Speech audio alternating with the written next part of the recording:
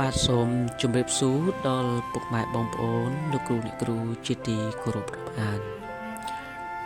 នៅវេលាព្រឹកនេះខ្ញុំបាទសូមបានដកស្រង់នៅក្នុងបទគម្ពីរទំនុកដំកើងជំពូក1ខ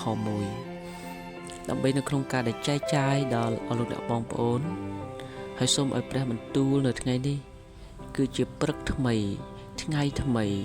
សូមឲ្យអស់លោកអ្នកបងប្អូនប្រកបមុខរបរការងារអស់លោកអ្នកបងប្អូនពេញទៅដោយថាមពលហើយខ្ញុំជឿជាក់ថាព្រះអង្គនឹងគង់នៅជាមួយនឹងអស់លោកអ្នកបងប្អូនហើយប្រើប្រាស់អស់លោកអ្នកបងប្អូនដើម្បីទៅជាដំណឹងល្អនេះជាពេលវេលាដ៏ល្អមួយហើយជាពេលវេលាដ៏អស្ចារ្យដែលព្រះបានប្រើព្រះបន្ទូលរបស់ទ្រង់ដើម្បីកំសាន្តចិត្តអស់លោកអ្នកបងប្អូនព្រះគម្ពីរទំនុកដំកើងជំពូក1ខ1មានពោលហើយ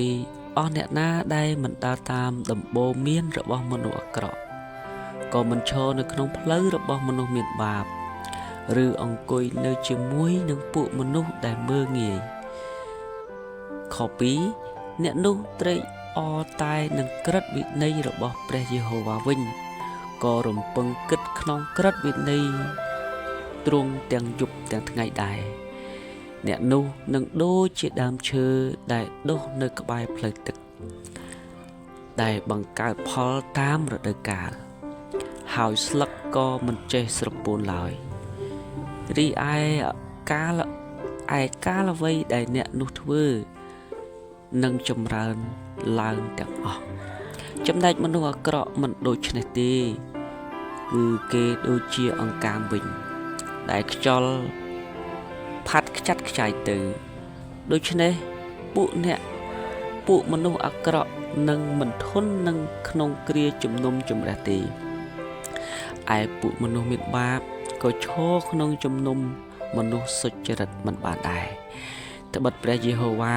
ទ្រង់ជ្រាបផ្លូវរបស់មនុស្សសុចរិតតែផ្លូវរបស់មនុស្សអាក្រក់នឹងវិនាសទៅវិញអាមែនអរលោកអ្នកបងប្អូនសូមឲ្យអ្វីដែលអរលោកអ្នកបងប្អូនមានបន្ទុកមានបញ្ហាសូមឲ្យអស់លោកអ្នកបងប្អូនបានផ្ដល់វាបានអនុញ្ញាតឲ្យព្រះបានធ្វើការជំនួសអស់លោកអ្នកបងប្អូនហើយសូមឲ្យអស់លោកអ្នកបងប្អូនគ្រាន់តែជឿហើយទុកចិត្តចំពោះទ្រង់ហើយថ្វាយគ្រប់ការទាំងអស់នោះទៅកាន់ព្រះសូមព្រះប្រទានពរ